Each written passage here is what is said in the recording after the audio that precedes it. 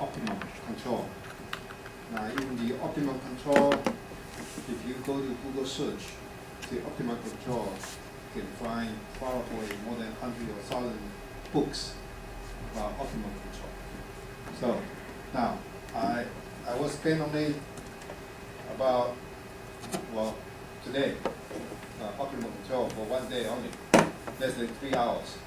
It's a difficult job, and I will try to do to explain it as simple as possible, so that you understand just the basic concept. All right. So what I'm going to do is just introduce very basic, fundamental concept of optimal control using some simple examples. Okay. Now the outline. Do a little introductions. Why we want to use optimal control? What kind of motivations for the user, like you, to use optimal control? Is there any problem in optimal control, or in what kind of cases or what kind of problems we should use optimal control? I will explain that a little bit. All right, and I will talk about the objective and the approach, basic equations and theory, example, and that's all. All right. But our mathematically, our equation will get heavier, but we'll see what happens. But anyway, I will try my best to explain it. The optimal control, the same system. Yeah, you can any system, any mechanical engineering system, electrical engineering system, civil engineering system, any engineering system. Right? You have sensors. Whatever you have feedback, you need a sensors. Because sensor allow you to have a feedback. Right? We have Y, that's our measurement. You have to be careful about Y, what kind of measurement you get. Then, here, you can see that we have a state observer. We talked about this many times, and also there's a problem in your midterm. Show the state observer. Now, the observer come out because we don't have enough measurement. Understand now? Because if we don't have enough measurement, we don't have enough information for feedback, then we need observer. For example, that this building, I have only one measurement at the top of the building. But now, when I model this building, I have more than 100 states, or even 1,000 states. Then how can I have a feedback? So we need a state observer. And also in the midterm example, just give you a problem that you solve a G. What kind of G you can have to be in the observer for state observer. And the observer, that's for state feedback. Okay, now so far we learned the pole placement technique for state feedback, right? The pole placement technique for state feedback. Now, we're going to show you how to do optimal control. And what is the differences between the pole placement and optimal control? What is this? And what kind of advantages of pole placement or optimal control?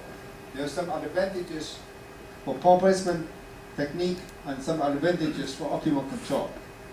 That either one can solve some of the problems. Not all the technique, not even one technique can solve all your problems. That's not the case. So to use a technique, we call case dependent. We call problem dependent.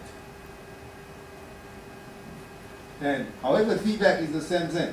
So we have a U equal to F xk if you have a discrete time model, and that's xk, and F. So you can have a pole placement method to compute a gain F, and you also can use optimal control technique to compute a gain F. All right. Now, in my final exam, I will ask you that the F computed by pole placement and optimal control are the same thing. True or false? That's false. Because the gain F, they are not unique. So you use a different technique to solve a gain F, then the F won't be the same thing. Because their objective is the same. It's not the same. Their objective is different. Their goal is different. All right. And then the same thing. We go to we compute a U, and then you give the signal to the actuator. Then the actuator will do what? The actuator will give the force or torque to this system, and that complete the feedback. All right. Now the question is, another question you might have. If I use different technique, for example, if I use a technique to compute G, my G, and I can use another technique, optimal control, to compute another G. The 2G won't be the same. The same thing. Again, you can use a pole placement technique to compute the G, the observer gain, or you can use the optimal control technique to compute a gain for G, and they won't be the same thing too. All right. So, but can we mix?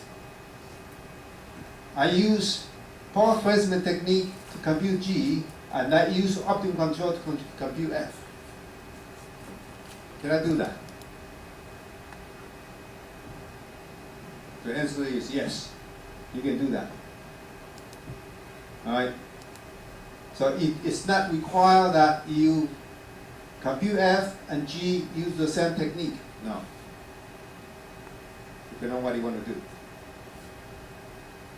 All right. So you have to be aware of that. All kind of techniques allow you to do the feedback gain computations, and also observer gain computations.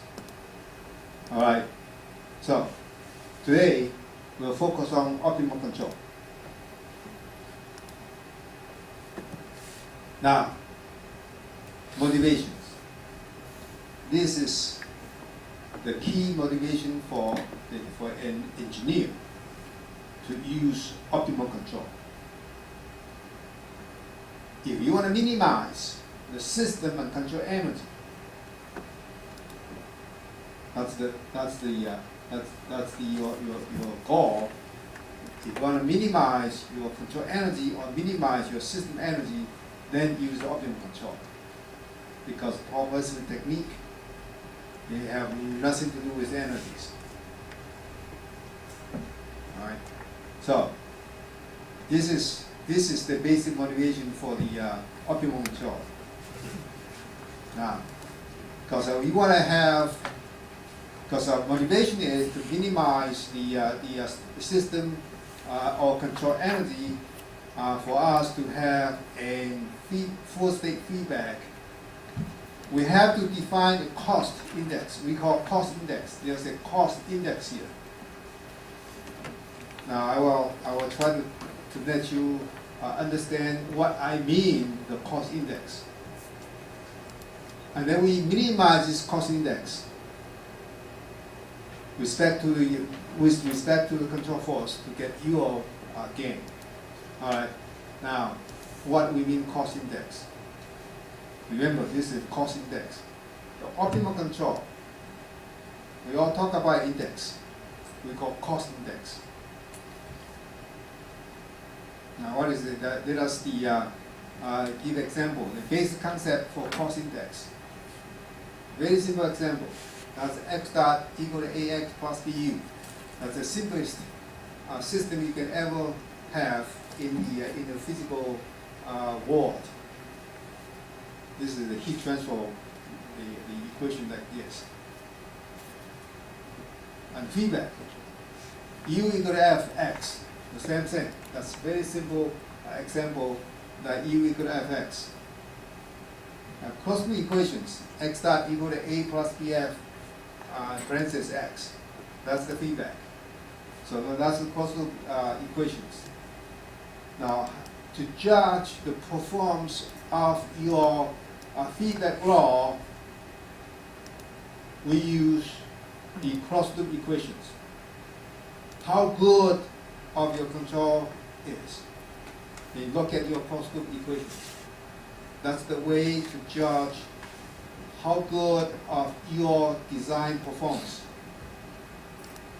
All right. Now this is solutions, right? This is very simple solution because A and B are scalar. A is a scalar, B is a scalar. This is the simplest differential equation you can have. So the solution will be xt equal to E A plus BF T x0. X0 is your initial conditions. All right. Then what it means cost index? Here. The cost index equal to system energy plus weighted control energy. Now what do we mean energy? What do we mean energies?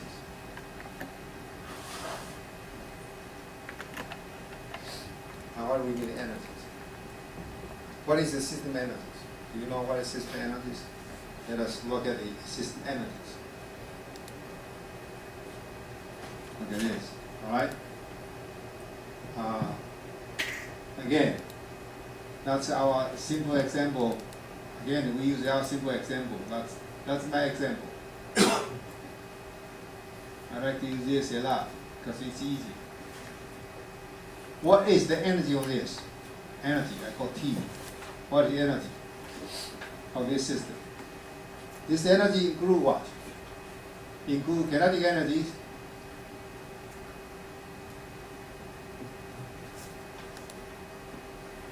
and plus potential energy.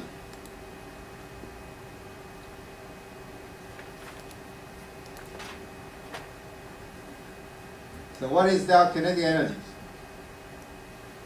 for this? What is our kinetic energies for this system? Huh? That's 1/2 and what? Velocity square, right? What is the potential energy for this system?